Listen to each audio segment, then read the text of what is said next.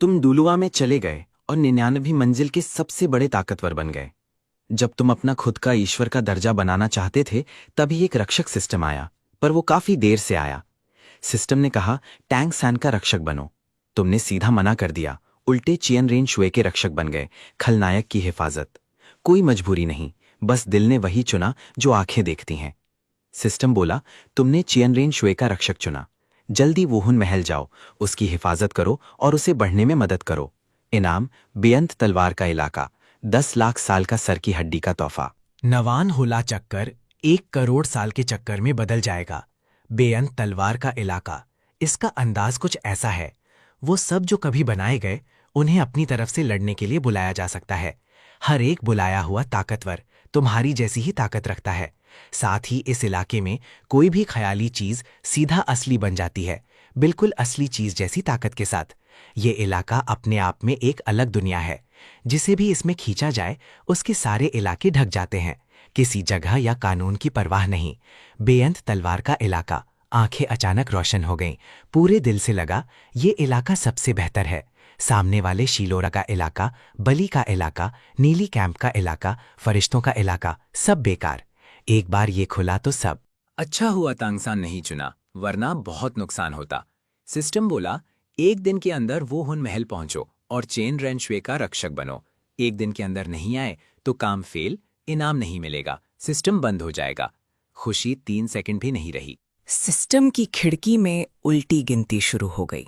सिर्फ 1 दिन। चांग जैंग फंगवुहुन महल से हजारों मील दूर था। तलवार पर सवार होकर उड़ना भी मुश्किल था। एक पल भी देर नहीं कर सकते। दिल में सोचा, चलते हैं। तलवार पर सवार होके आसमान में उड़ के पूरी तेजी से वोहन महल की तरफ चला। 1 दिन बाद वोहन महल के बाहर पहुंचा। तलवार पर सवार होकर आया। पास पहुंचते ही महल के अंदर जोर से ट्रेनिंग करा रहे बीबी डोंग में एक ताकतवर और गहरी ताकत की आहट महसूस की। हाथ एक पल रुका, खूबसूरत भौहें उठीं। कोई ताकतवर आ रहा है। पर वो जल्दी संभल गई और दोबारा बच्ची को ट्रेनिंग कराने लगी। सामने छोटी सी गुलाबी गालों वाली, सोने के बालों वाली प्यारी बच्ची। दिल किया हंसाऊं, प्यार से बात करूं, पर बीबी डोंग ऐसा नहीं कर सकता था।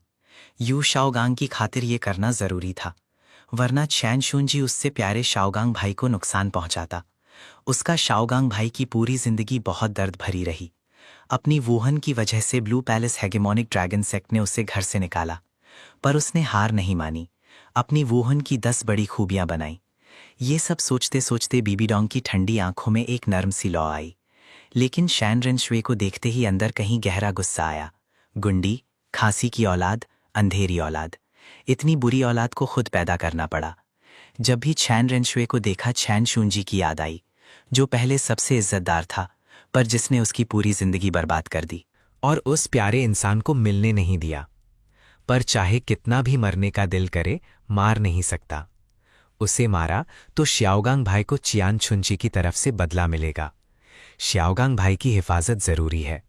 चाहे शादी नहीं हो सकती, पर हर हाथ से उन्हें बचाई। बीबी डोंग ने गुस्सा दबाया, हाथ रोका। छोटी चियानरेन शुए ने देखा कि माँ का चेहरा थोड़ा नरम हुआ, दिल खुश हो गया। माँ ने मान लिया, और मेहनत से सीखूंगी। आंखें चमक उठीं। दादा ने कहा था माँ उसे पसंद नहीं करती क्योंकि वो मेहनत नहीं करती। अब मेहनत देखी तो मान गई। बेचारे छोटे क्यान रेन शुए को नहीं पता था कि बीबी डोंग की वो नरमाहट पूरी तरह यू शाओगांग के लिए थी। उसे ये भी नहीं पता था कि अभी थोड़ी देर पहले इस नाम की माँ के दिल में उसके लिए गुस्सा आया था। वो सिर्फ इसीलिए जिंदा बची क्योंकि बीबी डोंग को डर था उसे नुकसान पहुंचाया तो शाओगांग भाई को भी तकलीफ होगी। छोटी क्यान रेन शुए बहुत मेहनत से सीख रही थी। दोनों हाथ में लकड़ी की तलवार पकड़े एक एक वार पूरा किया। पूरी तालीम खत्म करके खुशी से माँ की तरफ देखा। उम्मीद थी कि माँ शाबाशी देगी। सोचती रही कोई और माँ कैसी तारीफ करती। बहुत देर इंतजार किया, पर कोई तारीफ नहीं आई। बीबी डोंग का चेहरा फिर ठंडा पड़ गया, जैसे वो उसकी 1000 रुपए की कर्ज वाली हो। अभी अभी नरम थी, अब फिर बर्फीली। इतना बड़ा फर्क दिल को बहुत तकलीफ देता था। वो समझ नहीं पा रही थी कहाँ गलती हुई। पूरी कोशिश की थी। दूसरे लोग ये तलवार की तारीफ नहीं आई। दिल उदास हो गया। रोना चाहती थी पर नहीं रोना था। डर था माँ और ज्यादा नफरत करेंगी। खुद को समझाया अभी सिर्फ आधा घंटा हुआ तलवार छोड़ा, इसीलिए माँ खुश नहीं। खुद को मना लिया पर दिल फिर भी दुखा। चाहिए था एक ऐसे माँ का प्यार जो मुस्कुराए, नर्म हो, पर पूरे 9 साल से जान लिया था ये नहीं होगा। अगर बीबी डोंग भी दूसरी माँओं जैसी होती तो वो उन्हें माँ कहने से गुरेज नहीं करती। आम वक्त दीदी कहना पड़ता था, सिर्फ जब बाप पास होते तभी माँ कह सकती थी। दीदी, क्या शाओशोक ने गलत किया? बेचारा सा चेहरा, कोई भी देखता तो दिल पिघल जाता। पर बीबी डोंग चुप रही, उम्मीद भरी नजर के बीच सर हिलाया। हाँ, चेन रेन शुए ने सर झुका लिया, होंठ कसाए, छोटी हाथ कपड़े में मजबूती से पकड़ ली, आंखें भर आईं। श्याओ शुए और मेहनत करेगी। सर नीचे रख के चली गई, तलवार उठाई और महल के अंदर वापस सीखने लगी। महल के बाहर तलवार पर सवार होकर आया, बस अंदर जाने ही वाला था कि 2 शदीस ने रास्ता रोका। जिस्म से ताकत और तलवार की हवा निकल रही थी। तलवार की हवा से हवा कट गई। तलवार पर सवार, हाथ पीठ पर, ठंडी नजर से सामने खड़े जू दूलुओ और गुई दूलुओ को देखा। तुम कौन हो? महल में बिना इजाजत क्यों आए? जू दूलुओ की नजर भारी थी, तलवार पर सवार उड़ने वाले से बहुत डरता था। जियान दूलुओ चेनशिन एक हैं और कांग जियान फेंग पर भी एक हैं। दोनों के दिल में डर जगा। वो तो बड़े सप्लायर्स भी जिसे डरते हैं, हमेशा एक दूसरे के काम में नहीं आए, अब अचानक क्यों आया? दोनों ने एक दूसरे को देखा, डर के बावजूद रास्ता रोक के खड़े रहे। एक नजर घड़ी पर डाली, वक्त कम था, समझाने का मन नहीं था। आंखों से एक तेज तलवार की रोशनी निकली। जू डाओलो और गुई डाओलो के चेहरों पर हवा चल गई। पूरी ताकत से रूह की ताकत जगाई, बचाव की तैयारी की। जान के दोनों ने अपनी वूहुन निकाली, मिलाई। लियांग जी जिंगजी का इलाका। दोनों खुश होकर आगे बढ़ने वाले थे कि अचानक गले पर एक तलवार आ गई। आम सी दिखने वाली, ठंडी रोशनी छोड़ रही थी। एक हाथ में लंबी तलवार दोनों के गालों पर एक साथ रख दी। आंखें शांत, आवाज ठंडी, कितनी तेजी। सोना चांदी की तलवार गले पर। दोनों के दिल में डर भर गया। ठंडा पसीना गाल से बहने लगा। 1 इंच और अंदर जाती तो खून सर जमीन पर। तलवार गले पर, जान खतरे में, कोई हिलने की हिम्मत नहीं। मिलाई हुई वूहुन जोर दास्तान बंद करनी पड़ी। तुम चेनरिन श्वीता रक्षक बनने आए हो, कत्ल करने नहीं। ये दोनों वूहुन पैलेस के सबसे बड़े योद्धा हैं, सच में जान नहीं लेनी। लंबी तलवार समेटी, दोनों को पार किया और महल के अंदर चला गया। जो डोलो और गुई डोलो समझते थे अगर सच में मरना चाहता तो वो दोनों मर ही जाते। पूरे महल में कोई रोके नहीं। दोनों ने साथ मिलकर सप्लायर की जगह गए। सिर्फ वही पूरे वूहन महल में एक बार लड़ने की औकात रखता था। महल के अंदर सिस्टम काम आया सीधा उस जगह जहां छोटी छियान रेंशवे थी।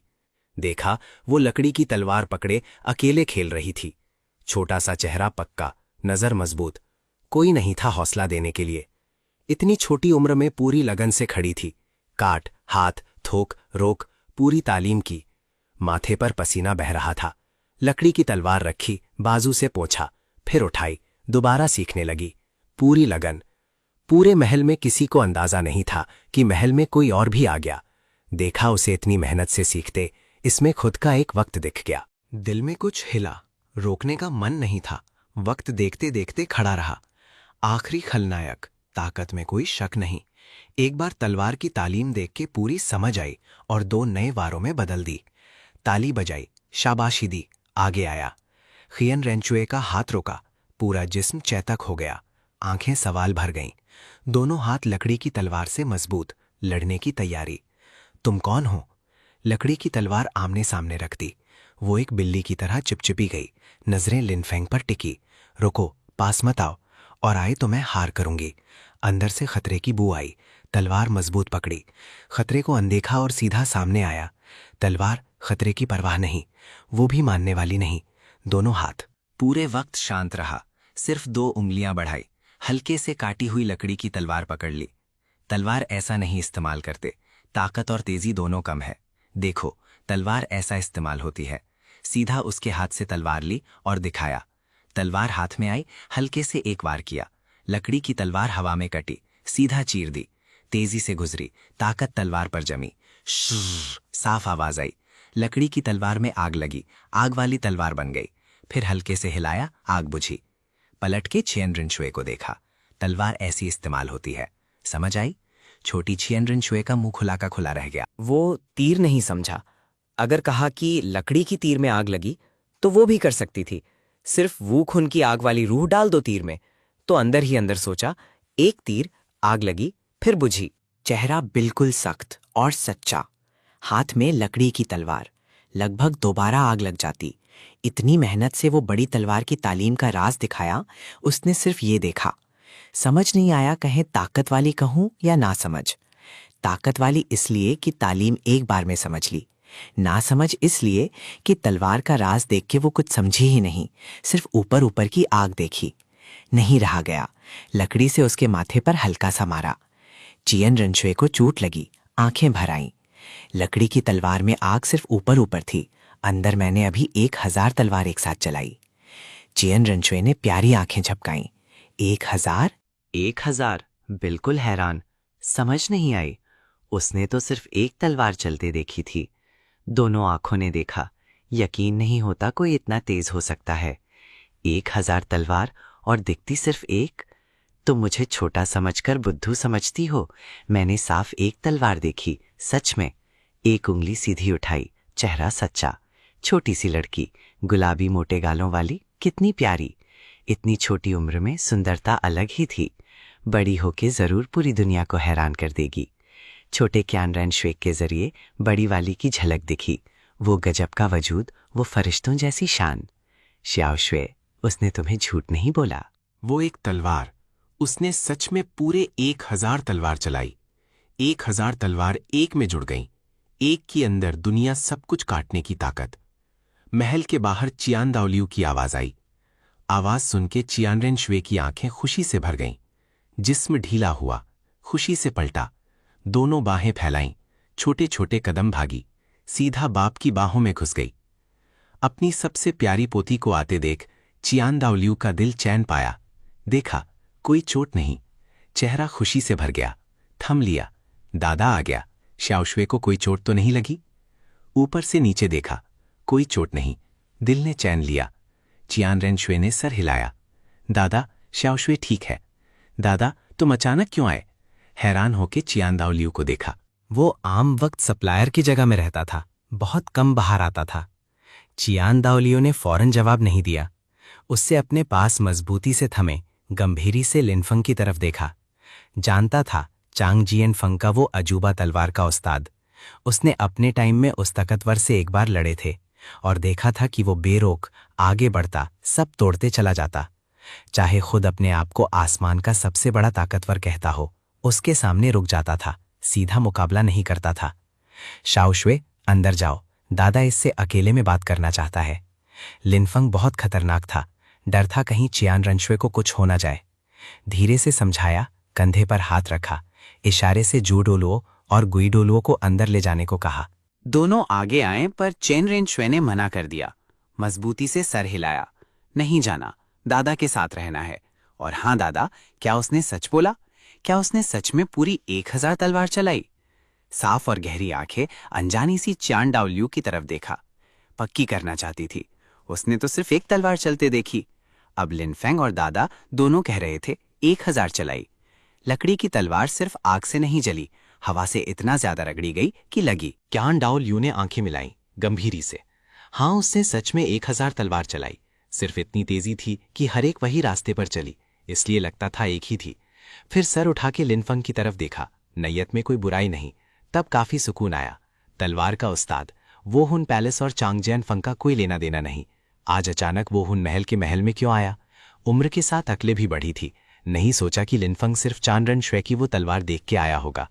क्यान रिनशुए की ताकत जरूर अच्छी है, एंगिस के खून की सबसे ज्यादा ताकतवर लड़की, लेकिन चान दाओलियू जानता था उसने कोई ऐसी ताकत नहीं देखी जो लिनफिंग को यहां खींच लाए। धीरे धीरे सोचा, वो हुन पैलेस और चांगजियान फंग का कोई रिश्ता नहीं। बिना काम के कोई महल नहीं आता। मैं महल में किसी खास काम से आया हूं। बात करते वक्त नजर चैन दाओलियू के पीछे छुपके खड़ी चैन रिनशुए की तरफ गई। चैन दाओलियू का जिस्म अकड़ गया, एकदम आगे आकर रास्ता रोक लिया। अपने जिस्म से नजर हटाई। वो मेरी पोती है, मेरी इकलौती पोती, उससे आंखें मत लगाओ। आवाज थोड़ी सख्त। इस ठंडी धमकी की कोई परवाह नहीं की, दोनों कांधे झुकाए। बहुत बुरा हुआ, मैं इसी के लिए आया हूं। चैन डाओ लियू की आंखों में कत्ल का इरादा छुप गया। पूरी फरिश्तों वाली असली ताकत निकाली। 9 चक्कर आसमान से उतर के पांव के नीचे आ गए। सोना रंगा 6 पंखों वाला फरिश्तों का साया। गुई दोलुओ और जू दोलुओ ने भी अपनी वुहुन निकाली। एक दाएं एक बाएं चियान रेंचवेक के आगे खड़े हो गए। हल्की सी मुस्कान, नजर शुरू से आखिर तक 3 लोगों पर ना पड़ी, सीधा चियान रेंचवेक को घूरते रहा। तुम्हारा नाम चियान रेंचवे है ना? मेरा नाम लिनफेंग है। आगे से मैं तुम्हारा रक्षक हूं। आगे से तुम्हारी हर चीज, जिंदगी, सीखना, सब मेरी जिम्मेदारी। लिनफेंग की आवाज आम सी थी, कोई जज्बात नहीं। बात करते वक्त नजर चियान रेंचवेक के चेहरे पर टिकी रही। हर एक बदलती भाव को गौर से देखा। चियान रेंचवे ठहर गई। वहां खड़ी बेवकूफ सी जहन में वो अल्फाज घूमते रहे, जैसे बड़ी तैयारी से लड़ने आई चियान डाओ लियू। जहन में भी खलबली मच गई। नहीं सोचा था कि लिनफेंग झगड़ने नहीं आया, वो खुद चियान रेंचवे का रक्षक बनने आया। रक्षक सादी बात में समझो, सबसे बड़ा हिफाजत करने वाला उस्ताद। चियान डाओ लियू ने हल्के से थूक निकला। पीछे का 6 पंख वाला फरिश्तों वाली वुहुन वापस अंदर की। पास के जूडाउलू और गुईडाउलू अभी भी नहीं संभले थे। चाहे 1000 सर भी फोड़े तो नहीं सोच सकते थे कि लिनफेंग चियान रेंचवे का रक्षक बनने आया था तो ऐसे लगा जैसे झगड़ने या कुछ लेने आया हो। चूंकि वुहुन पैलेस को कोई नुकसान नहीं, फायदा ही है। दोनों ने भी अपनी वुहुन समेटी और थोड़ी इज्जत के साथ पीछे हट गए। तब सिस्टम की आवाज आई, मुबारक हो। इनाम मिला, बेअंत तलवार का इलाका, 10 लाख साल का सर की हड्डी। नवा चक्कर 1 करोड़ साल के चक्कर में अपग्रेड हुआ। 10 लाख साल की सर की हड्डी सिस्टम ने दे दी। बेअंत तलवार का इलाका अब सबसे बड़ा इलाका बन गया। नवा चक्कर खुद ब खुद अपग्रेड हो गया। आखिर में सिस्टम ने एक और बात बताई। सिस्टम की आवाज खत्म होते ही अंदर एक तूफानी ताकत बह चली, जोर से हर नदी से गुजरी, पूरे जिस्म में फैलती गई। हर एक कोना मजबूत किया, नदियों को चौड़ा किया। साथ ही बेअंत तलवार का इलाका की यादें सीधा जहन में पहुंची। ये इलाका का असली राज क्या है? हाँ, वो सब जो कभी बनाए गए उन्हें बुला सकते हैं। बुलाया हुआ अपनी ही इज्जत वाली ताकत रखता है। ख्याली चीज असली बन जाती है। इलाका अपने आप में दुनिया, हर दूसरे इलाके को ढक लेता है। कोई कायदा नहीं, कोई जगह नहीं। ये इलाका का नाम सुन के दिल में खुशी आई। ये सच में बड़ा है। टैंग सैंग का, शूलो वाला इलाका, बली वाला इलाका, सब छोटे। और अब नवा चक्कर 1 करोड़ साल का हो गया। वो जो पूरी जिंदगी की माँ 10 लाख साल की हड्डी मिली, ये तो पूरा दिन ही अच्छा रहा। बीबी डोंग ने सब सुन लिया। वो पास खड़ी थी। दिल में सोचा, ये रक्षक है, कोई पुराना हिसाब नहीं, कोई झगड़ा नहीं, सिर्फ चियान रेंचवे की हिफाजत के लिए आया। ये बहुत ही अजीब था, इतना अजीब और रहस्य कि उन्हें शक हो गया लिनफेंग की कोई छिपी हुई नीयत है। ये सवाल चियान डाओ लियू, जू डुलुओ और गुई डुलुओ तीनों के जहन में एक साथ उठा। नजर लिनफेंग की तरफ गई। कान लगा के जवाब सुनने लगे। खुशी था कि कोई चियान रेंचवे की हिफाजत के लिए आया, पर ये सब इतने बड़े ताकतवर थे, उन्हें यकीन नहीं था कि आसमान से सीधा इनाम गिरता है। लिनफेंग ने भी बिल्कुल नहीं सोचा था कि चियान रेंचवे इतना सीधा सवाल करेंगी। इतनी छोटी उम्र में इतनी होशियारी। वही चियान रेंचवे जो 20 साल से ज्यादा वक्त तक एक बड़े सल्तनत में छुप के रही और पकड़ी नहीं गई। पर वजह तो बता नहीं सकता कि सिस्टम ने मजबूर किया था। 2 ही रास्ते थे, या तांगसान का रक्षक बनो या टांगसान का रक्षक। कोई पागल ही करेगा। पर ये चैन रेंचवे को बोल सकते हैं क्या? नहीं। लेकिन चैन रेंचवे सवाल से पीछा नहीं छोड़ रही। पास के तीनों भी कान लगा के सुन रहे थे। पेशानी थोड़ी तनी, जवाब सोचना मुश्किल था, तो जवाब नहीं देंगे। कभी कभी मुट्ठी का जवाब हर बात से बेहतर होता है। चेहरा फिर शांत, आवाज ठंडी। तुम्हें जानने की जरूरत नहीं, बस इतना जानो, मैं तुम्हें नुकसान नहीं पहुंचाऊंगा। और अगर सच में तुझे मारना चाहता तो यहां कोई रोक नहीं सकता। ये अल्फाज गिरे, तीखे और भारी। चैन डाओ लियू और बाकी सबका जिस्म एक पल अकड़ा, पर इससे भी तेज एक कदम आगे बढ़ के सीधा अपनी ताकत दिखाई। फौरन बेअंत तलवार का इलाका खोला। एक पल में पूरा महल धाक गया। गुई डुलुओ, जो डुलुओ, चैन डाओ लियू और चैन रेंचवे, सबको एक रहस्यी ताकत ने बेअंत तलवार के इलाके में खींच लिया। चेहरा अचानक बदल गया। इलाके में बिल्कुल सूनापन था। ना ताकत, ना कोई रूहानी हवा, कुछ भी नहीं। सिर्फ सूखी जमीन और उस पर हर जगह अलग अलग तलवार गाड़ी हुई। वहां खड़े होके साफ महसूस होता था, ये इलाका बिल्कुल अलग है। ये खुद अपनी दुनिया है। इस दुनिया में वो मुखिया है, सच्ची हुकूमत, सब कुछ काबू में। तलवार वाला उनके लिए सब कटने की सान पर रखे गोश्त जैसा। चियान दाओ लियो ने पसीना पोंछते हुए मजबूत कदम बढ़ाया। चियान रनश्वेक को पीछे ले लिया। जू दाओ लुओ और गुई दाओ लुओ भी चियान रनश्वेक के आगे खड़े हो गए। तलवार निकाली, पूरी तैयारी। तभी अचानक बेअंत तलवार का इलाका वापस ले लिया। वापस महल में जू दोलो और गुई दोलो ने एक दूसरे को देखा। हैरान होके लिन फंग को घूरा। चियान डाओ लियू का चेहरा गहरा हो गया, बहुत गंभीरी थी। पिछली बार के मुकाबले लिन फंग काफी ज्यादा ताकतवर हो गया था। पहले बस डर था, पर ईश्वर वाली ताकत से मिला लेने का अंदाजा था। अब तो बिल्कुल अंधेरी गहराई। चाहे ईश्वर वाली ताकत भी लाओ, इस रहस्यी बेअंत तलवार के इलाके में खुद को बचाने की कोई गारंटी नहीं। इसका क्या मतलब है? चियान डाओलियो ने सीधा पूछा। सीधा बात कुछ नहीं, बस बताना था मुझसे डर मत। अगर उस पर कोई बुराई चाहता तो तुम रोक नहीं सकते। तुम्हारी फिक्र समझ में आती है, थोड़ा बता सकता हूं, पर ज्यादा नहीं। वो तकदीरी बातें हैं। उसका रक्षक बनना सच में मेरी अपनी मर्जी से नहीं था, पर अंदर कोई ऐसी छिपी हुई बुराई नहीं जैसे तुम सोच रहे हो। सिर्फ लिनफेंग की नजर क्यान रनश्वे पर गई। क्यान रनश्वे, मेरा तुम्हारा रक्षक बनना तुम्हारी खुशनसीबी है। तुम्हें मुझसे डर नहीं रखना चाहिए। क्यान रनश्वे चुप हो गई। सामने वाला लिनफेंग एक डाकू की तरह था। उसकी ताकत को मना करना मुमकिन नहीं। तो मेरा रक्षक है।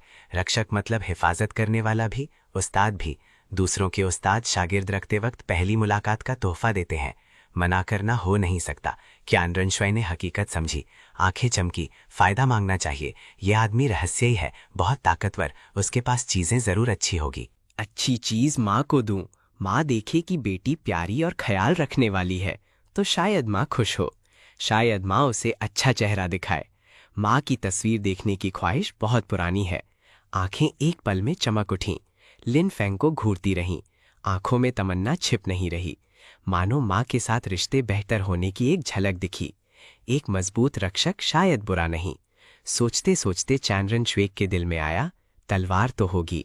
एक अजूबा तलवार का उस्ताद, पूरी दुनिया में जिसने कांगजेन फेंग बनाया। दुनिया की हर नाम वाली तलवार उठाई और खुद भी गढ़ी।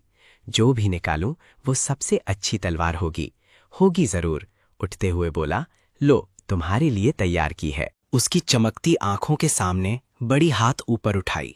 एक जोर की आवाज, तलवार आओ। एक बुलावे के साथ महल, ऊहुन शहर, तियानदो सल्तनत, शिंगलो सल्तनत, शनहाई दाखिले, चांगजैन फंग, पूरी दुनिया में ईश्वर वाली हथियारों के नीचे की तमाम तलवारें इस बुलावे पे खुद चल पड़ीं। सब तलवारें हवा में उठीं। दुनिया की हर जगह से ऊहुन शहर की तरफ भागीं। महल के ऊपर आसमान में बेहद घनी जमा हो गईं। वो आसमान में लंबी तलवारें देख के किसी जगह की तरफ देखा। धीमी आवाज फिर आई, कुछ आवाज जैसे जो के तलवार। बुलावा खत्म होते ही एक बड़ी भारी तलवार आसमान फाड़ के सीधा नीचे आई। भारी, धार नहीं, सिर्फ जोर की ताकत। महल का बचाव तोड़ते हुए नीचे आई और जमीन में गाड़ गई, चियान रेन शुए के सामने। चियान रेन शुए एक पल के लिए बन गई। सामने जमीन में गाड़ी वो बड़ी भारी तलवार देखी, जहन चलने से इनकार करने लगा। ये कितनी बड़ी है, खुद से भी बड़ी। वो छोटी सी थी। सामने गाड़ी उस भारी तलवार को देखा। चेहरा बहुत खूबसूरत था। अगर ये हल्के से एक मार दे तो रो देगी पक्की। सपने में भी नहीं सोचा था ये करीब 10 मन की भारी तलवार लिन फेंग ने इसके लिए खास चुनी। उसकी तरफ से पहली मुलाकात का तोहफा। चुकी तलवार और काफी लंबे वक्त तक उसके साथ रहेगी। जब तक फरिश्तों वाली पाक तलवार चियान दाओ लियू के हाथ से चियान रेनशुए के हाथ में ही पहुंची, तब तक ये भारी तलवार चियान रेनशुए ने देखा। लिन फेंग ने कुछ नहीं बोला। शाक हुआ। छोटी हाथ से सामने की भारी तलवार को हल्के से छू दिया। बड़ी भारी आंखें लिन फेंग की तरफ गईं। बड़ी हाथ ने झुकी तलवार का दस्ता पकड़ा, जमीन से एकदम खींचा। एक पल में जमीन कांपी। झुकी तलवार खींच के चियान रेनशुए के सामने झुलाई। 5 तरह की तलवार वाली ताकत दिखाई। चियान रेनशुए ने ये सब देखा। दिल में अच्छा नहीं लगा। सही ही सोचा। अगले पल वो बात आई जिससे ये बुरा एहसास था। एक तरफ भारी तलवार झुलाई और साथ में बोला, एक तलवार है जिसका नाम जूक है। मैंने इसे पहले इस्तेमाल किया था। इस भारी तलवार से पूरी दुनिया में कोई रोक नहीं सका। धरती के अंदर की मीठी धातु से बनाई, 99 दिन और 81 रात हमले करके गढ़ी। जूक तलवार की एक खास बात है, खुद का वजन इस्तेमाल करने वाले की ताकत के साथ बदलता है। बिना ताकत के शुरू का वजन 200 सीर, 10वीं मंजिल की ताकत पे पहली ग्रेड का वजन 2000 सीर यानी 1 टन, 20वीं मंजिल पे दूसरी ग्रेड 4000 सेर 2 टन, 30वीं मंजिल पे तीसरी ग्रेड 10 टन, 40वीं चौथी ग्रेड 50 टन, 5वीं ग्रेड 100 टन, 6वीं ग्रेड 200 टन, 7वीं 400 टन, 8वीं 800 टन, 9वीं और आखिरी ग्रेड 1000 टन यानी 20 लाख सेर। ये भारी तलवार खास तेरे लिए तैयार की। आगे जाके इससे वही रास्ता चलेगी जो मैंने चलाया था। पूरी दुनिया में कोई ना रोका, फिर से जुके को मशहूर कर। जुके तलवार छोटी कियान रेनशुए की तरफ बढ़ाई। कियान रेनशुए के चेहरे की मुस्कान एक पल में जम गई। हजार सोच के भी सपने में नहीं सोचा था रक्षक का पहला तोहफा एक इससे भी बड़ी भारी तलवार होगी, कह के अगले पल हाथ बढ़ाकर पकड़ लिया। हाथ में आते ही एक खौफनाक बोझ महसूस हुआ। चियान रेनशुए की मंजिल 39वीं, 3 वाली ग्रेड का वजन 10 टन यानी 20,000 सेर। 20,000 सेर का मतलब क्या है? समुंदरों के भगवान का हथियार सोना त्रिशूला, उसका वजन भी 3 लाख सीर से कम था, पर ये एक सीधी साधी झुके तलवार अकेले 20,000 सीर। कमासून बाहें रोके नहीं सकीं, दोनों हाथ छूट गए। झुके तलवार जमीन पर गिरती, 20,000 सीर के बोझ से जमीन कांपी। झुके तलवार आधी जमीन के अंदर गाड़ गई, आधी ऊपर रही। कियान रेनशुए सामने खड़ी, कुछ समझ नहीं आया। गलती करने वाले बच्चे की तरह वहां खड़ी रही, रोना चाहती थी पर रोक ली। कियान दाओलियो झुके तलवार घूरते रहे। अगर सच्ची थी तो लिनफेंग ने अभी जो झुलाई वो 20 लाख सीर की तलवार थी। अगर एक बार किसी पर मारी तो सोच के ही डर गया, अंदर कांप गया। हमेशा शांत रहने वाला भी एक ठंडा सांस लेने से नहीं रहा। अंदर शक था। जुक तलवार में हाथ लगा के खुद जांच करनी थी। आगे बढ़ के जुक तलवार का दस्ता पकड़ा, अंदर से ताकत निकाली, खींचा। जुक तलवार को हाथ लगा तो वजन अचानक बढ़ गया, सीधा सबसे ऊपर वाली नवीन ग्रेड 20 लाख सीर। जमीन थर गई। ख्यानदाओ लियू खुद भी ताकत के उल्टे धक्के में रुक नहीं सका, हाथ छोड़ दिया। अच्छा हुआ जल्दी छोड़ा, नहीं तो हाथ खराब हो जाता। कलाई हिला के देखा, जुक तलवार जमीन से नहीं निकली, पीछे हो गया। दादा भी नहीं निकाला। कियान रेनशुए की आंखें फैली, बिल्कुल समझ नहीं आया। खुद नहीं निकाला वो ठीक है, लड़की होती है ताकत कम, पर दादा भी नहीं निकाला, ये बहुत अजीब था। दादा तो अपने वक्त के 3 सबसे बड़े ताकतवरों में से एक, 99वीं मंजिल के सबसे ऊपर वाले एक्सट्रीम डोलुओ। जू डोलुओ और गू डोलुओ भी एक बार हैरान हो गए, आंखें यकीन नहीं कर रहीं। क्या ये भारी तलवार इतनी भारी है कि बड़ा सप्लायर भी नहीं उठा सकता? हैरत में एक ख्वाहिश जागी। हाथ लगाते लगाते उल्टे धक्के से हाथ खराब होने की नौबत आई तो दिल से भी हाथ धो लिया। चान रेनशुए को जूके तलवार नहीं उठा सकती, फिर आंखें बंद की, जमीन में गड़ी तलवार को दिल से देखा।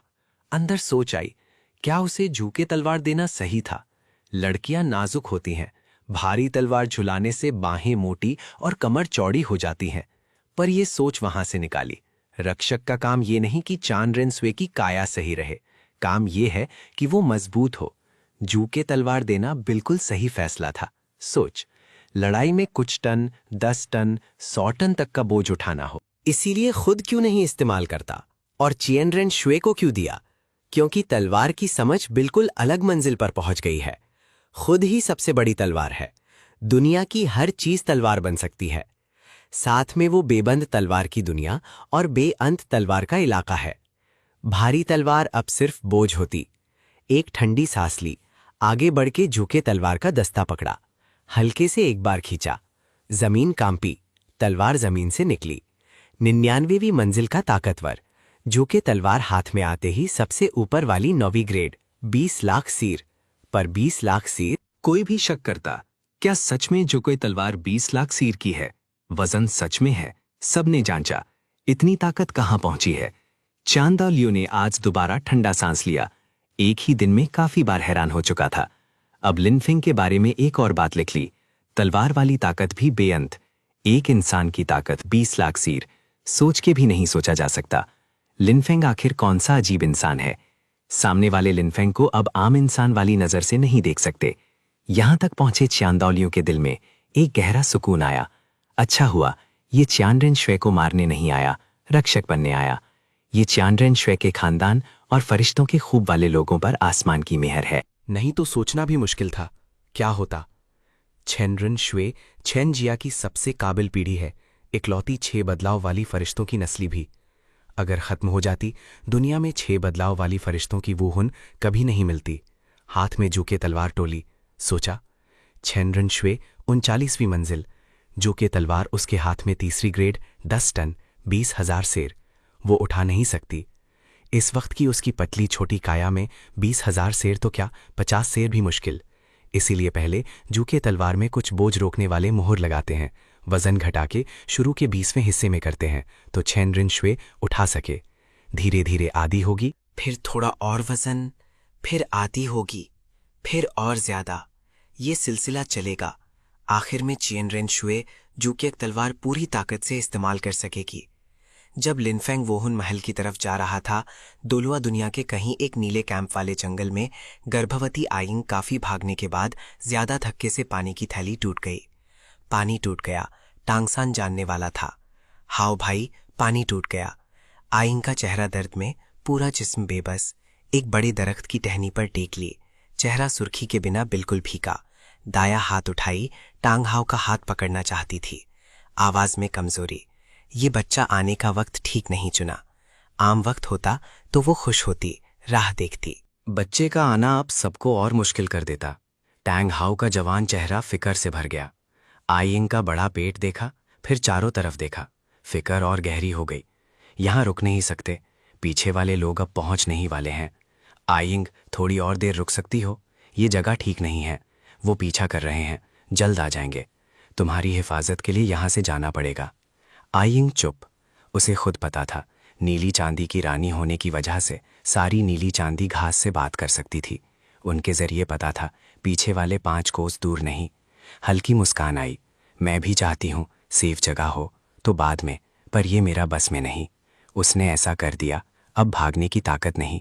अगर वहीं जन्म दूं तो मैं तेरी गले की वजह नहीं बनूंगी। ये बात खत्म होते ही आयंग ने एक चीख मारी, चेहरा दर्द में मुड़ा, पांव जमीन में गाड़ गए। हाओ भाई, मैं नहीं झेल सकती। टांग हाओ ने कुछ नहीं बोला।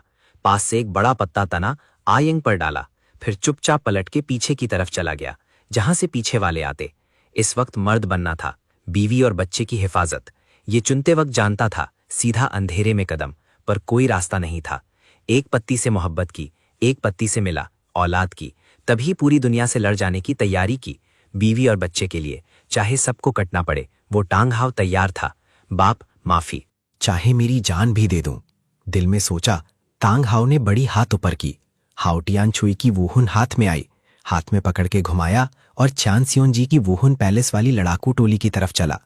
आगे जाके टांग हाओ ने अकेले चान सियोन जी की पूरी लड़ाकू टोली को रोका, पर 90वीं मंजिल पर पहुंचा था। चक्कर एब्जॉर्ब करना बाकी था। फेंगहाओ डोलो नहीं बना था। जल्द ही एक साथ मिलके बड़ी चोट पहुंची। अंदर की सारी नदियां लगभग टूट गईं, पूरा जिस्म खून में, ताकत खत्म, पर फिर भी तात पीस कर खड़ा रहा, हिल नहीं सका। पीछे बीवी की हिफाजत करनी थी, नदियां टूट गईं। इस हालात में खड़ा रहना भी बहुत मुश्किल था। इरादा आखिरी मंजिल पर था, चाहे खड़ा खड़ा मर भी जाए। बीवी बच्चे की हिफाजत, इस बात में वो सच में अच्छा मर्द था। चियान शुंजी भी काफी इज्जत करता था। टैंग हाओ, अभी हट जाओ। नीली चांदी की रानी को चुपचाप वोहुन पैलेस दे दो। पुरानी बात माफी, जीने का रास्ता मिलेगा। टैंग हाओ ने थूक मार दिया। चियान शुंजी के सामने सीधा थूक मारा। अपनी बीवी बेच के जीना, सपने में भी नहीं। रूह चाहिए, हड्डी चाहिए, काफी जगह है, जंगल, समुंदर, बहुत दूर वाली जगह, पर तुम सिर्फ मेरी बीवी के पीछे पड़ गए। वो नाकवाश होके ऊपर आसमान की तरफ देखा, मुट्ठी बंध गई। कितना गुस्सा आता है। आसमान ने बहुत कम वक्त दिया। कुछ साल और मिलते तो मैं आइंग को बचा लेता, सबको खत्म कर देता जो आइंग को रूह और हड्डी समझते हैं। नाकवाशी की इस चीख के साथ आसमान में बारिश आई, पीछे बच्चे की रोने की आवाज। टांग हाओ की आंखों में खुशी आई। बच्चा आ गया, आइंग ठीक रही। खुशी थोड़ी देर बाद धुंधली हो गई। इस जिंदगी में शायद फिर नहीं मिलेंगे, बीवी बच्चे को बचाने के लिए सब खत्म करना था, पर अब की हालत में हो नहीं सकता। सिर्फ अगर चौथे चक्कर का महाधमाका करे, इससे बड़ी ताकत निकलेगी। लेकिन जिस्म की इस हालत में झेल नहीं सकता, पर बीवी बच्चे के लिए कोई रास्ता नहीं। आइंग और मेरा ना देखा हुआ बेटा, अलविदा। तुमसे मोहब्बत है। हाओ भाई मत करो। टांग हाओ बड़ा हाउटियान छुई का आखिरी हुनर इस्तेमाल करने से पहले पीछे से एक मीठी लड़की की आवाज आई। टांग हाओ की आंखें एक पल में तनी, पीछे पलटे। आइंग एक हाथ में बारिश में लिपटे बच्चे को लेकर आई। बच्चा खूब रोया, बिल्कुल ठीक। आइंग तुम क्यों आई? यहाँ बहुत खतरा है, बच्चे को लेकर निकल जाओ। आइंग ने कुछ नहीं बोला। बदरी चोट में टांग हाओ को देखा, फिर बच्चे को पास में रखा। चियानशुनजी की तरफ मजबूती से आगे बढ़ने लगी। आधे में पलटी, लगभग खड़े नहीं होने वाले टांग हाओ को देखा, आंखों में आंसू। हाओ भाई, हमारा छोटा टांगसान ले जाओ। अच्छा जीना, मैं तुमसे हमेशा मोहब्बत करूंगी। ये कह के जिसमें हरा रंगूला, और वहीं टांगसान ने हाथ हिलाया। नजदीकी देखने वाले छोटे भाव में हैरानत। मरा नहीं क्या? अभी क्या हुआ? कुछ सेकंड्स में हकीकत समझा। नहीं मरा, सिर्फ जिस्म छोटा हो गया, बोल नहीं सकता। हालात समझ नहीं आता, चुप रहा। बाहर से दर्द भरी चीख आई। आइंग, नहीं करो। टांग हाओ का दर्द तूफान जैसा। रोकना चाहा, पर वो हुन वाली उल्फत शुरू हो जाए तो बंद नहीं होती। बस आंखों से देखा। आइंग सामने पूरी हो गई। फिर उसकी रूह, उसकी नदियों, ताकत, फरिश्तों का खून बनी। फरिश्तों की रूह जब तक बिल्कुल खत्म नहीं हुई। खाते खाते टांग हाओ की ताकत 89वीं से सीधा 90वीं मंजिल। कोई चक्कर नहीं था। फेंग हाओ डोलवा बन नहीं सका। वो भरी शुद्ध फरिश्तों की ताकत अंदर बही, सालों की कच्ची गंदगी बाहर निकाली। सच में फेंग हाओ डोलवा बन गया। ताकत उठे, आंसू के साथ टांग हाओ की आंखें गुस्से से भर गईं। इस सब की वजह बनने वाला चियनशुनजी, तू मरना चाहिए। तूने आइंग को मारा, अब तू भी नीचे जाके उसे बहाना दे। 7वां हथियार, हाओ टियान का सच्चा रूप। एक दहाड़ 7वां चक्कर चमका। पहाड़ जैसा बड़ा हाओ टियान चुई हवा में आया। सब खत्म कर दिया। कियानशुनजी खुद भी बदरी चोट में था, हालात खराब। नीली चांदी की रानी ने कुर्बानी दी, रुक के कोई फायदा नहीं। टांग हाओ तुझे देखता हूं। पीछे के 6 पंख हिले, एक पल में उड़ा, भाग गया। टांग हाओ मारना चाहता था, पर जिसने साथ नहीं दिया। वो भी बदरी चोट में था। नदियां लगभग पूरी टूट गईं। सोचा, दर्द सहते हुए उठा। गोदों में टांगसान के साथ यहां से निकल गया। इस झगड़े की लगा छोड़ दी और शेंगहुन विलेज में छुप के रहने चला गया। सिस्टम ने बोला, टांगसान का जन्म हुआ, अब चियन रेनशुए के लिए काम करो। उसकी ताकत 4थी मंजिल तक पहुंचाओ। चक्कर अब्जॉर्ब करके मंजिल बढ़ाओ। काम करने पर इनाम 7वां और 8वां चक्कर 10 लाख साल के चक्कर में बदलेंगे। सीधा बाजू की हड्डी भी 10 लाख साल की। वुहन महाल में जू के तलवार पर कुछ बोझ रोकने वाली मोहरें लगा दी। वजन घटा के 10 सीर किया। खियान रेनशुए को देने की तैयारी। तभी रक्षक सिस्टम ने अचानक एक आवाज दी। हाथ रुका, पेशानी थोड़ी तनी। टांग सान वो छोटा भाई आ गया। फिर पेशानी खुली, आंखों की गहराई में एक कत्ल सा इरादा। अगर टांग सान खियान रेनशुए के लिए खतरा बने तो सबसे बेहतर जड़ से खत्म। अभी छोटा है, बढ़ने से पहले खत्म करो। अगर सही याद है, शंगहुन विलेज ट्यानदाओ सल्तनत के फासनो प्रोविंस के नोडिंग शहर के दक्षिण में। ये सोच के चेहरा उठा, तलवार चियान रेनशुए की तरफ बढ़ाई। वो वहीं खड़ी थी, हैरान। 20,000 सीर की तलवार उठा नहीं सकती, हाथ टूट जाता। वो डर के हाथ पीछे खींची, झिझक के दस्ते को छुआ। उनकी ना जाने मान वाली नजर में दिल मजबूत किया। 5 उंगलियां मोड़ी और दस्ता पकड़ा। नहीं आई वो खौफनाक ताकत। बहुत आसानी से पकड़ ली।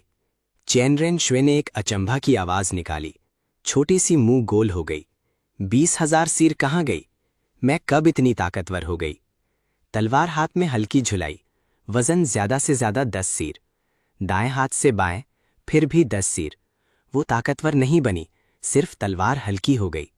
पहले कहा था, झुके तलवार का वजन ताकत के साथ बदलता है। अब 10 सीर, क्या मेरी ताकत खत्म हो गई? घबरा के फौरन जांची। ठीक है, अभी भी 39वीं मंजिल। चैनी की सांस ली। चैन रेनशुए को कभी तकलीफ तो कभी सुकून में देख के हंसी आई। बड़ी हाथ छोटी सिर पर, रुई भवाइयों की तरह नर्म। झुके तलवार बहुत भारी थी, तुम उठा नहीं सकती, इसीलिए तेरे लिए खास अंदर कुछ बोझ रोकने वाली मोहरें लगाई। वजन वक्ती तौर पर 10 सीर कर दिया। जब 10 सीर आदत हो जाए धीरे धीरे 15 सीर हो जाएगा। 15 सीर आदत हो और झुला सकती हो तो 20 सीर, 30 सीर, 40 सीर, 100 सीर, 200 सीर, ये सिलसिला चलेगा जब तक पूरी तरह काबू में ना आ जाए, जब तक अपनी असली हथियार ना बन जाए। आंखों में समझ की रोशनी आई। एक असासी तलवार की किताब निकाली और दी।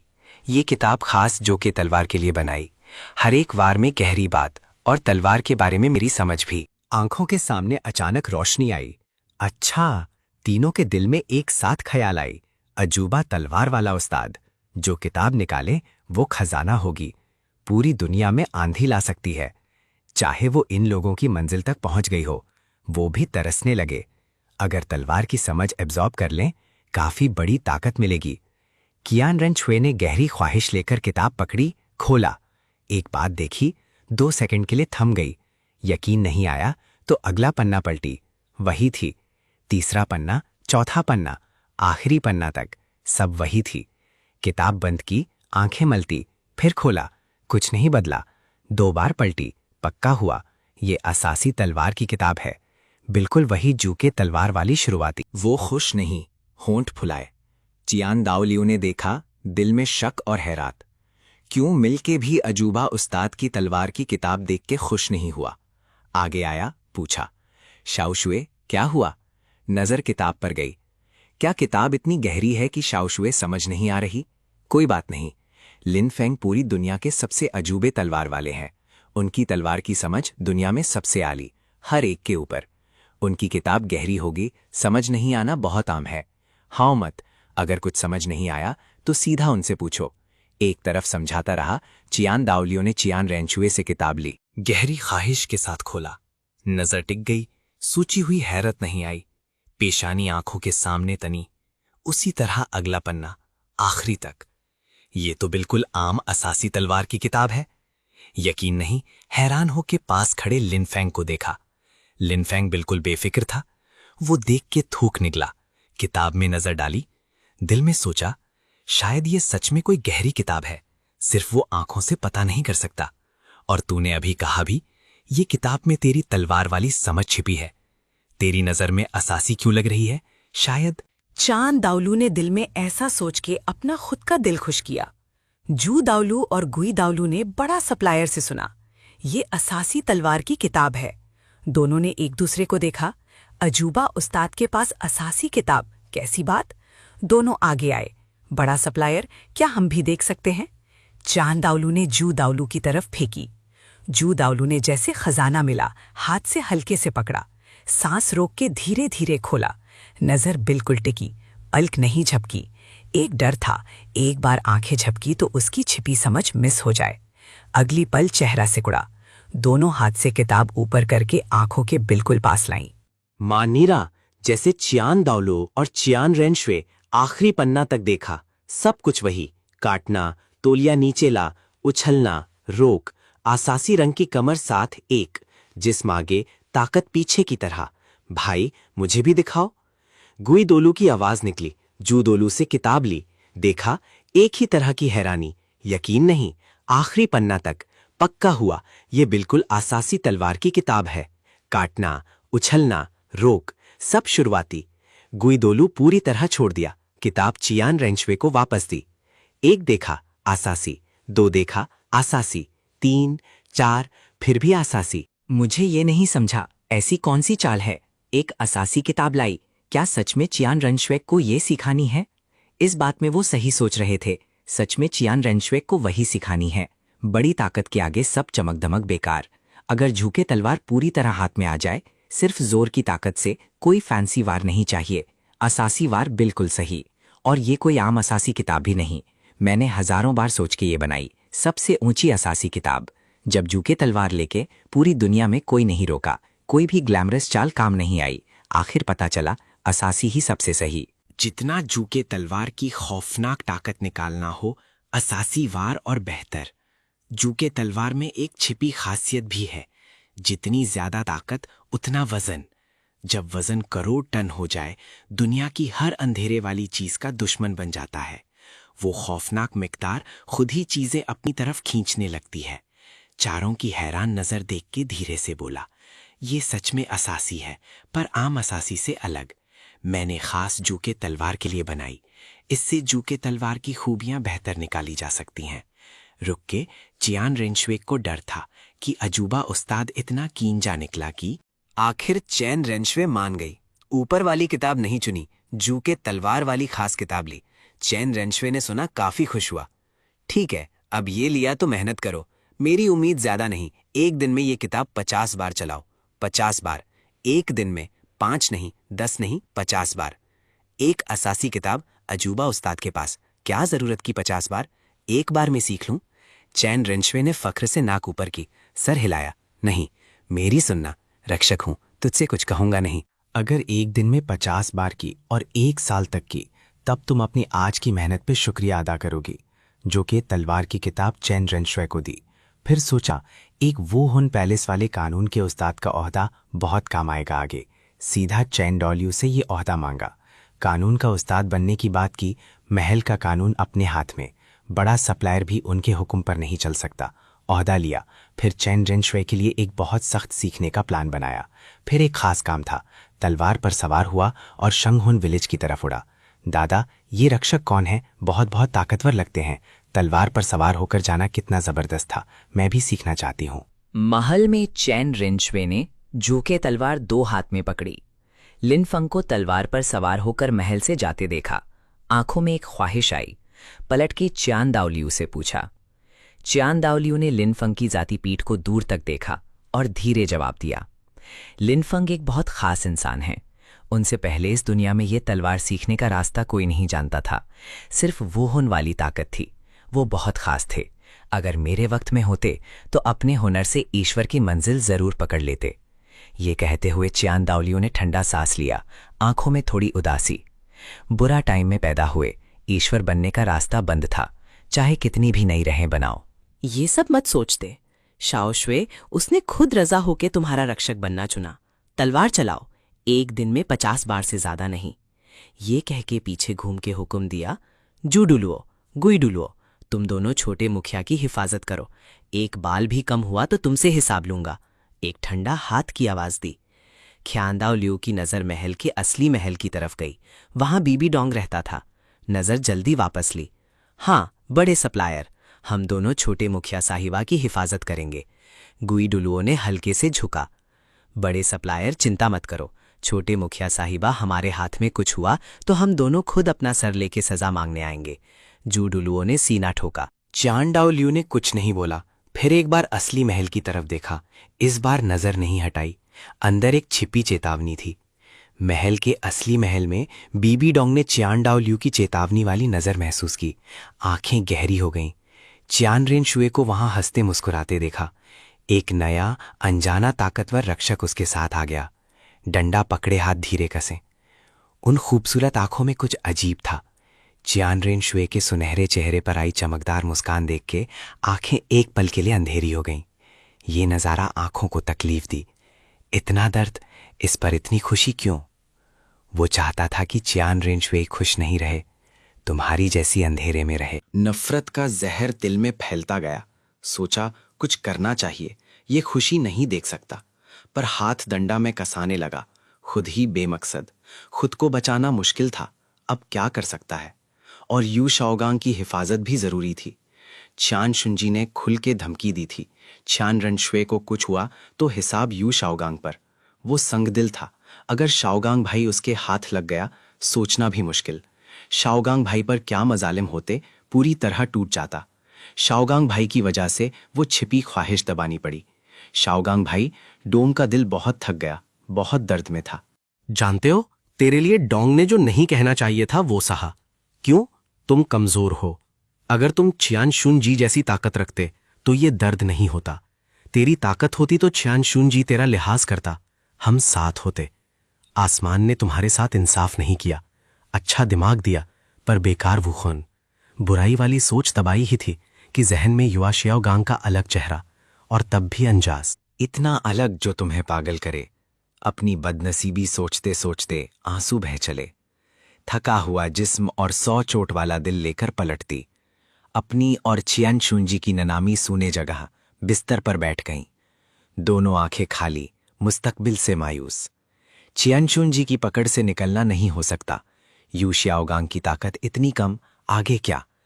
पहले ध्यान में डूब जाते हैं, दो वो खून, यही फायदा है। सिर्फ ताकत चियान शुंजी के ऊपर एक्सट्रीम डोलो तक पहुंची तो चियान डाओलियू बुजुर्ग से डर नहीं, आजाद। पूरी तैयारी कर रही थी, तब पेशानी एकदम कशी। चियान शुंजी की हवा महसूस की। वो नीली चांदी शहजादी का शिकार करने गया था, पर चुपचाप वापस आ गया। वापस आने की वजह, अंधेरी आंखों में काली रोशनी, आंखें थोड़ी तनी, एक अनजानी थंभी के पीछे छुप गई। दूसरी तरफ टांग हाओ के हाथ से किसी तरह आधी जान बचाई। बेटी को परेशान नहीं करना था। जख्म में भी चुपचाप महल वापस आया। सीधा जमीन के नीचे की अंधेरी जगह की तरफ भागा। बंद दरवाजा खोला और घुस गया। बाहर देखा, कोई नहीं। फिर दरवाजा बंद किया। पत्थर का दरवाजा पूरी तरह बंद होते ही तुम अंधेरों में से बाहर आए। बंद दरवाजा को देखा, आंखों में कुछ अंधेरा, मुंह में हल्की हंसी। आसमान का मौका मिला। धीरे कदम रखे। दूर के अंधेरे में आसानी से दरवाजा खुला। पत्थर का दरवाजा धीरे अंदर से बाहर खुला। अंधेरी जगह के सामने खड़ा था सियाह रात, आंखों में अंधेरा और गहरा। चियन शुंजी, मेरी सबकी सब बुराई का सबब यही जगह है, आज यहीं खत्म। पाक औरत वाली लठी एक तरफ रख दी, धीरे कदम रख के अंदर घुसी। यहां काफी वक्त रही थी। चियन रेंचुए को पैदा करने के बाद ही बाहर आई। अंदर की बनावट बिल्कुल याद थी। चाहे बिल्कुल अंधेरा हो, दिया भी ना जलाओ, सीधा आगे चल सकती थी। हर मुश्किल जगह से बचा के सीधा उसकी जगह तक पहुंची। अंधेरों में बिस्तर पर ध्यान में बैठे खियन शुंजी को देखा। दोनों पांव तय हुए, पीठ पर 6 पंख वाला फरिश्तों वाली वूखुन खुली, पाक ताकत से जख्म घीक कर रहा था। होठों पर एक तान आई, मजबूत। पूरी तरह ध्यान में था। नहीं पता था कि अंधेरों में तुम पहले से खड़े थे। नहीं पता था कि वो नजर तुम पर टिकी थी। पास अंदर 4 मौसमों खड़ी, इस वक्त जैसे जंगल में शिकार करने वाला शेर, पूरे जिस्म से खतरे की हवा। इस सबसे इज्जतदार इंसान को देखा। आंखों में कोई हिचकिचाहट नहीं, सिर्फ मरना था। खियन शुंजी फिर भी 95वीं मंजिल का ताकतवर था। ईश्वर वाली 6 पंख फरिश्तों की वो खून, बहुत बड़ा। चाहे जख्मी हो, गफलत नहीं करना था। छुप छुपा के अंधेरे में मौका ढूंढने लगा। मौका मिलते ही सिवांग जू हवांग वूहुन जागा। सबसे बड़ी ताकत से छिपी मार, पूरी तरह मार के खून का पुराना हिसाब खत्म करे, सब बुरी यादें खत्म करे। इस तेज नफरत के साथ कत्ल की हवा जिस्म से बाहर निकलती, जैसे असली बन गई। ये कत्ल वाली हवा काबू नहीं रही। जख्म ठीक करने में लगे छेन सुंजी की तरफ दबी। कत्ल की हवा इतनी ज्यादा थी, वो महसूस किए बिना रहने नहीं। पर जख्म ठीक करने का सबसे अहम वक्त था। ध्यान नहीं हटा सकता। ध्यान हटा तो हल्की से पूरी कोशिश बर्बाद। ज्यादा से हाउटी आंचुई की भारी ताकत उल्टी लग जाए, जख्म और बड़ा हो। छेन सुंजी की पेशानी तनी, बेचैन दिल में फैलने लगी। हवा बिगड़ी तो मुंह से खून आ गया। आखिर कौन है? इतनी गहरा कत्ल वाली हवा। आने वाला दुश्मन है, दोस्त नहीं। दिल भारी हो गया। ये अंधेरी जगह छिपी, जानने वाले एक हाथ से ज्यादा नहीं। सर उठाया, नजर धुंधली थी। कत्ल वाली हवा की तरफ देखा। वहां कौन है? जख्म सहते हुए ठंडी आवाज से पूछा। खुद को बहुत अच्छा दिखाने की कोशिश की। वही 95वीं मंजिल वाली औरा, पर चेहरा सफेद हो गया। पहले ही बता दिया कि अब कोई ताकत नहीं। आंखों की सीमा में सिर्फ अंधेरा। अंधेरों में ऊंचे जूतों की आवाज आई। आंखें थोड़ी रोशन, आगे घूरते रहे। अंदर बहता हुआ शक और डर गर्म पानी में डाली हुई लाल दवाई की तरह धीरे फैलने लगा। पर फिर भी आगे देखा, जानना था कौन है। अगर सामने वाला दुश्मन नहीं तो ये उसकी जगह है। अगर वो नहीं आका एक बात, तो महल से जिंदा नहीं निकलना। बाहर निकला भी तो पीछे पीछे। ये सब सोच के अगर सामने वाला मुझे मारना चाहता नहीं तो डर नहीं। ये सोच के खुद को तसल्ली दी। तसल्ली काम आई, डर थोड़ा कम, बेचैन थोड़ी थम गई। अंधेरों में तुम धीरे धीरे कदम बढ़ाते निकले। पास कांसा का दिया जल रहा था। काफी अंधेरा था, सिर्फ थोड़ी रोशनी थी। जैसे जैसे पास आए, तेरी खड़ी दुनिया धीरे धीरे उसकी नजर में आई। तुम्हें देख के उसका चेहरा थोड़ा आकड़ा। अंदर कुछ हिला। वो जानता था तुम उससे दिल से नफरत करते हो। उसका खून पीना चाहते हो। ये वो हमेशा से जानता था। पहले डर नहीं लगता था क्योंकि ताकत ज्यादा थी और यू शाओगांग का दामाद था, कोई छू नहीं सकता था। पर अब वो बुरी तरह जख्मी था, हिलने की ताकत नहीं। अंदर महल में चिल्लाओ, बाहर कोई नहीं सुनता। और वो लान यंगहुआंग को पकड़ने बाहर गया था। किसी ने उसे जिंदा वापस आते नहीं देखा। राज काफी देर नहीं रह सकता। वो सब इल्जाम टांग हाव पर डाल सकते थे। तुम्हें घूरते हुए अंदर से ताकत इकट्ठी करके एक भारी हवा फैलाई, तुम्हें दबाने की कोशिश की। तुम यहां क्यों आए हो? नजर तुम पर टिकी, आवाज में थोड़ा गुस्सा, साथ ही आखिरी दम के साथ फरिश्तों की ताकत जगाई। वो ताकतवर हवा एक पल के लिए तुम्हें रोका। उस भारी ताकत के सामने दिल में काफी डर आया, आगे बढ़ने की हिम्मत नहीं हुई। उसने देखा कि तुम रुक गए, फौरन मौका समझा, दिल में एक इरादा जगाया। वो भारी फरिश्तों की ताकत जिस्म से बाहर निकाली, पहाड़ की तरह तुम्हारे पर डाली। महसूस हुआ तो चेहरा थोड़ा बदला, एक कदम पीछे हटा, 3 मीटर दूर खड़ा रहा, सीधा देखा। देखना चाहता था वो सच में कुछ कर सकता है या सिर्फ नाटक। फिर भी अंदर से डर था। वो सच में 95वीं मंजिल का ताकतवर था और तुम सिर्फ 89वीं मंजिल पर थे। बहुत बड़ा फर्क था। वो अपनी हालात अंदाजाता रहा, जबकि तुम अचानक वार करने का मौका ढूंढते रहे। उस भारी ताकत के सपाट से वो तुम्हें रोकने में कामयाब हुआ, पर अब वो बिल्कुल थका हुआ था। ताकत बाहर निकली तो फिर एक बार मुंह से खून आया। वो खून निकला तो जान गए अब बिल्कुल खत्म। बीबी डोंग ने कदम बढ़ाया। पहली वो हुंजा गई, सीवांग जुहांग। चक्कर आसमान से आए, पांव के नीचे गए। एक एक कदम, पीले, बनफशाई, काले, तक गए सब चक्कर उसके जिस्म से उठे। पक्का हो गया चैन सुंजी सच में बहुत बुरी तरह जख्मी है और लड़ने की कोई ताकत बाकी नहीं। बीबी डोंग ने गुस्सा दबाना छोड़ा, आंखों में कान सी की पुरानी दिए की लौ अंधेरी जगह में इधर उधर हिलती थी, बुझने को तैयार। बीबी डोंग, तुम क्या करने वाले हो? ये महल है। बीबी डोंग का पूरा अंदाज एक खलनायक जैसा था। छियानशुन ची के दिल में डर छा गया। फौरन सवाल किया, तुम्हें खानदान की इज्जत का ख्याल नहीं क्या? ये महल है, मैं जानता हूं। बीबी डोंग ने आवाज खींची, आंखों में खूनी खुनाकाहट। और तो क्या हुआ? तीसरा चक्कर अचानक चमका।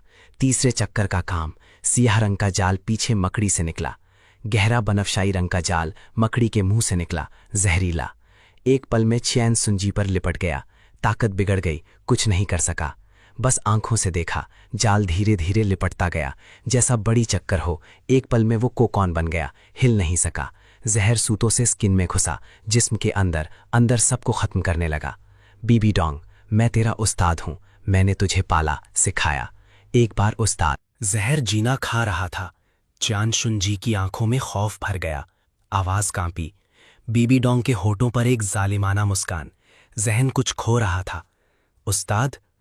और तू अपने आप को उस्ताद कहने की हिम्मत करता है? तेरी क्या औकात? दुनिया में कोई उस्ताद होता है जो अपने शागिर्द के साथ ऐसा करे? आंखों में आंसू का एक झिलमिल, पूरा वजूद और पागल हुआ। नजर अंधेरे में टिकी, उस पर जो जाल में लिपटी थी। सब कुछ बाहर निकाला, अंदर का दर्द, अंदर का गुस्सा। तुम लायक नहीं हो, तुम सिर्फ एक कमजोर इंसान हो। मेरी पूरी तकलीफ की असली वजह तुम हो। तुम नहीं होते तो मेरे शाओगांग भाई के साथ एक प्यारी जिंदगी होती, एक बच्चा भी होता। तुम की वजह से सब हवाई ख्वाब बन गया। सोच सकते हैं, छू नहीं सकते।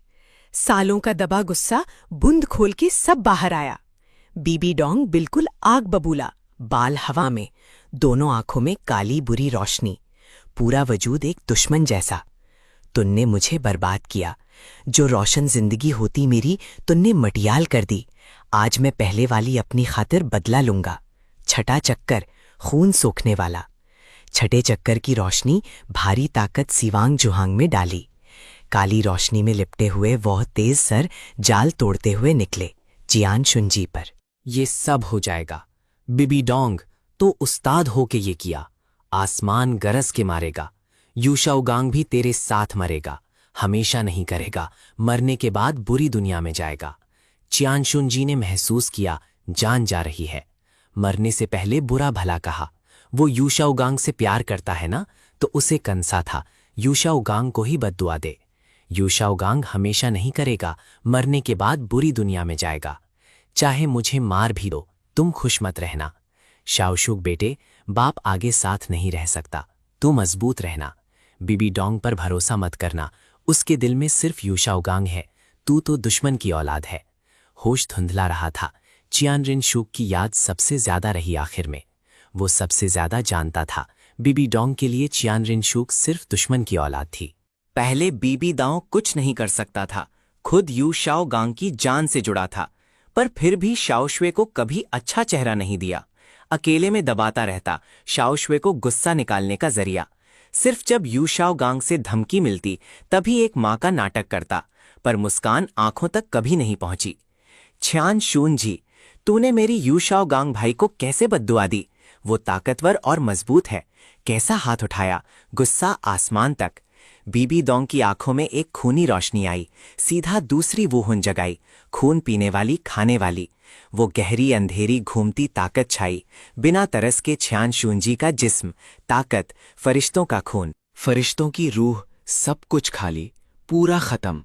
खाने के बाद बीबी डोंग की ताकत 89वीं मंजिल से सीधा 90वीं मंजिल, पर कोई चक्कर नहीं था और ऊपर नहीं जा सका। वो भारी शुद्ध फरिश्तों वाली ताकत जिस्म में बही, सालों की गंदगी बाहर निकाली, जिस्म मजबूत हुआ। बच्चे पैदा करने की जो तकलीफ थी वो भी ठीक हो गई, जिस्म और भी सुंदर हो गया। बीबी डोंग ने आंखें बंद की, पूरी ताकत को बह जाने दिया। सब ठीक हो रहा था।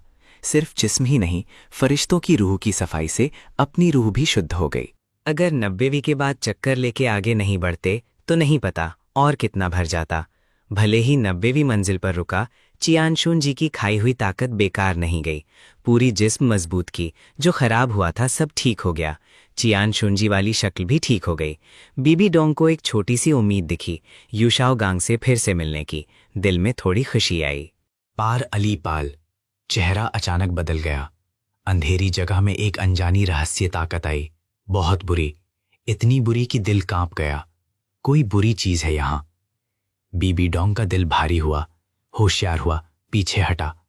अंधेरों में घबराहट में एक छोटी तख्त से टकराया, पीछे की तरफ झुका और जमीन पर गिर गया। मोटी गोल पीठ जमीन पर लगती, कमर मुड़ गई, चेहरा थोड़ा आंका, दांत बिछ के। इस गिरे से कुछ देर पहले ठीक हुआ हिस्सा फिर खराब हो सकता था। कमर पर हाथ रखा, सर पर पसीना। दीवार का सहारा लेके मुश्किल से उठने लगी। रूह की ताकत बाहर निकाली। जहन में उलझन, गांठें पड़ गईं, खुली नहीं। अगली पल अंधेरी जगह की हवा अचानक बिगड़ी। जहां छियान शुनजी मरा था, वहां से ऊपर खाली हवा में एक गहरा काला बुरा रहस्य गोला बना। इसका दर्जा बहुत ज्यादा था, बहुत बुरा, फरिश्तों की ताकत से बिल्कुल उल्टी। अंदर से नफरत आती थी, दूर भागो। बीबी डोंग भी दूर जाना चाहता था, पर इसकी असली पहचान जानने की भी तमन्ना थी। क्या ये छियान शुनजी का कोई पीछे का दाव था? छियान शुनजी छियान दाओ लियू का बेटा था, पर दोनों बिल्कुल उल्टे। चान डाओ लियू सीधा, चान शुनजी खुदगर्ज, होशियार, शकी। ये बुरा गोला उसका पीछे का दाव भी हो सकता था। बिल्कुल सोचने की फुर्सत नहीं दी। बीबी डोंग ने सीधा दूसरी वुहुन जगाई, उस रहस्य गोले को खाने की कोशिश की। चान शुनजी का पीछे का दाव तोड़ना था। बुरा ताकत गोले ने अचानक एक चमकदार काली रोशनी छोड़ी, सीधा बीबी डोंग की तरफ। बीबी डोंग ने बड़ा तैयारी से दूसरी वुहुन की रोकने वाली दीवार बनाई, पर वो रोशनी बिना रुकी दीवार पार कर अपनी रहस्य ताकत के साथ सीधा स्किन में घुस गई।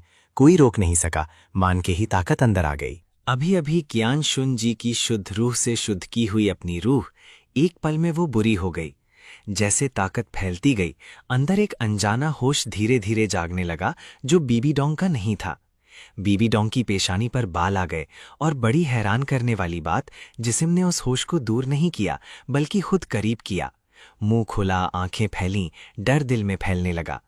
ये रहस्य होश क्या यहां रहना चाहता है? क्या बीबी डोंग का जिस्म अपना बनाना चाहता है? बीबी डोंग और घबरा गया, ठंडा लग रहा था। पर बहुत हैरत, ये होश जाग के भी जिस्म का कब्जा लेने की कोशिश नहीं की, बल्कि रक्षा का ईश्वर, दुनिया में बचाई हुई रक्षा का ईश्वर की बाकी रही सोच कोई वारिस ढूंढती है। मैंने कियान शुन जी को मारा, उसकी फरिश्तों वाली रूह खाई। इससे रक्षा का ईश्वर के 9 इम्तिहान खुलने का हक मिला, वारिस बनने का। रक्षा का ईश्वर, ईश्वर के दर्जे में बड़ा मुखिया, फरिश्तों के ईश्वर का उल्टा। शूरा के ईश्वर के साथ दुनिया के 2 बड़े बुरे सोच वाले ईश्वर में शामिल। शूरा का ईश्वर, दुनिया का खून कत्ल, रक्षा का ईश्वर, बुराई बुरे ख्याल दुश्मनी। अंदर रक्षा का ईश्वर की सोच के जरिए बीबी डोंग सब जाना, ईश्वर की दुनिया का ध्यान भी जाना। रक्षा का ईश्वर और फरिश्तों का ईश्वर दोनों जन्म से उल्टे, इसीलिए रक्षा का ईश्वर ने दौलुओं में कत्ल वाला इलाका रखते हुए एक फरिश्तों का ईश्वर की औलाद को मार के, फरिश्तों की रूह खा के, रक्षा का ईश्वर के 9 इम्तिहान के सब दरवाजे खुल गए। इस वक्त से रक्षा का ईश्वर के 9 इम्तिहान शुरू हो गए। बीबी डोंग अब इसके वारिस बनने वाला, जिस्म पर थोड़ा ईश्वर वाली हवा भी आई। रक्षा का ईश्वर के 9 इम्तिहान खून, जुल्म और बेशक अंधेरी तकलीफ से भरे। हर एक इम्तिहान के लिए हजारों का खून चाहिए। साथ ही रक्षा का सोच इंसान के दिल को बहकाने में माहिर, धीरे धीरे 9 इम्तिहान वाले को बुराई की तरफ ले जाता है, शायद पागल भी बना दे। इसलिए रक्षा का ईश्वर का इम्तिहान ईश्वर वाली दुनिया में सबसे मुश्किल। एक पल की गफलत, यकीन थोड़ा हिला तो अंधेरों में गिर गया, वापस नहीं आया। बीबी डोंग ने ईश्वर बनने का लालच बहुत बड़ा पाया। आखिरकार रक्षा का ईश्वर के 9 इम्तिहान कबूल कर लिए। यहाँ पहला इम्तिहान शुरू हुआ। रक्षा का ईश्वर का पहला इम्तिहान, वारिस की ताकत 90वीं मंजिल तक पहुंचे। शिंगदो दाश्त में जाके 10 लाख साल के किसी दानव को मार के उसका 10 लाख साल का चक्कर एब्जॉर्ब करो। 10 लाख साल की हड्डी भी लाओ। वक्त 1 साल। इम्तिहान में कामयाबी पर रक्षा का ईश्वर का खास हथियार, रक्षा डीमन लोटस मिलेगा। रक्षा का हिस्सेदार वारिस के लिए शिंगडाओ दाश्त में तमाम 10 लाख साल के दानाओं की जगह बताता और निशान लगाता है। रक्षा का ईश्वर की आवाज आई, होश सीधा शिंगडाओ दाश्त में पहुंचा, जैसे पूरी जंगल में घुल गया। तमाम 10 लाख साल के दानाओं की नजर के सामने आए, ताकत भी दिखी। जंगल का बादशाह टियान चिंग न्यूमा, नर, बहुत ताकतवर, मार नहीं सकते। जंगल का राजा टाइटन जायंट एप, नर, बहुत ताकतवर, मार नहीं सकते। 10 लाख साल का दानव सॉफ्ट बोन रैबिट, मादा, मुश्किल से मार सकते हैं। 10 लाख साल का बदला हुआ दानव सॉफ्ट बोन रैबिट, मादा, ताकत बिल्कुल लिंगजे के करीब, मार सकते हैं। बीबी डोंग की सोच ने दोनों सॉफ्ट बोन रैबिट पर निशान लगाया। जगह मालूम होने के बाद शिंगदो 10 से वापस अंधेरी जगह में आया, अपने जिस्म में वापस। धीरे आंखें खोली, दोनों आंखों में गहरी अंधेरी रोशनी। 10 लाख साल के दोनों सॉफ्ट बोन रैबिट, दोनों वाले मार सकते हैं, चक्कर अब्जॉर्ब कर सकते हैं, हड्डी ले सकते हैं। खास वो बदला हुआ, उसकी ताकत तो बिल्कुल लिंगजे के करीब। दिल में फौरन रास्ता बना, काफी हैरत। रक्षा का ईश्वर का पहला इम्तिहान इतना मुश्किल नहीं लगा। पहले रक्षा का ईश्वर की सोच सुनी थी तो दिल में डर था, अब इम्तिहान लगता है। दिल में अभी थोड़ी सी लड़की वाली भलाई बची थी, या शायद रक्षा का सोच ने अभी पूरी तरह असर नहीं किया। दिल में थोड़ा चैन आया। वो नहीं जानती थी रक्षा का ईश्वर के असली इम्तिहानों में कत्ल और जुल्म सब बाद वाले हैं। पहले सिर्फ वारिस को धीरे धीरे रक्षा की बुराई में ढालते हैं, क्योंकि इम्तिहान का असली मकसद वारिस चुनना है, नुकसान पहुंचाना नहीं। जब बीबी डोंग चैनशुनजी को बेइंतहा मार के उसकी फरिश्तों वाली रूह खाई, तब वापस सप्लायर वाली जगह आ चुके चैन डाओलियो की पेशानी एक बार उठे। एक जबरदस्त ख्याल जहन में आया। फरिश्तों की मूर्ति नीचे चैन डाओलियो ने पेशानी तानी, बाएं आंखें उछली, बुराई का इशारा, दाएं खुशी का। अब बाएं सीधी उछल रही है, क्या कोई मुसीबत आ रही है? सामने फरिश्तों की मूर्ति को देखा, पूरी गहराई से दोनों हाथ मिलाकर आंखें बंद कीं, दुआ की, फरिश्तों का ईश्वर बता दो ये मुसीबत है या खुशी? मुसीबत कहाँ से आएगी? दिल से दुआ की, मूर्ति के नीचे झुका, पर फरिश्तों का ईश्वर जवाब नहीं दे सकता। असली फरिश्तों का ईश्वर काफी साल पहले एक बड़ी लड़ाई में मर गया, सिर्फ उसकी मीरास बाकी रही। काफी देर इंतजार के बाद कोई जवाब नहीं आया। धीरे से उठा, मूर्ति को पीट करके चलने लगा। शायद खून का रिश्ता, बाप बेटे के बीच कोई गहरी बात। चलने के बीच में जहन में एक रोशनी चमकी। नजर चानशून जी ने फिर सर हिलाया, ये ख्याल तोड़ दिया। चानशून जी की ताकत बहुत थी, इतनी छोटी उम्र में 95वीं मंजिल का ताकतवर। दुनिया में बहुत कम लोग इससे लड़ सकते थे, कोई नुकसान पहुंचा नहीं सकता। चांदाओ लियू ने फिर कदम बढ़ाए, धीरे धीरे गहरी जगह की तरफ गया। अकेली पीठ धीरे धीरे अंधेरों में घुल गई।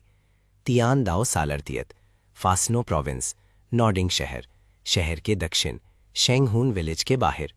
सूरज निकला, आसमान में एक रोशनी का एक धारा शेंगहून विलेज की तरफ तेजी से आया। उस रोशनी में एक हल्की सी इंसानी साया कदम भरते आए, बदल हटाते हुए विलेज की सीमा में आया, पेड़ों से नीचे उतरा। बड़ी सड़क पर उतर के सीधा सामने शेंगहून विलेज को देखा। ज्यादा देर नहीं रुका, धीरे धीरे अंदर चले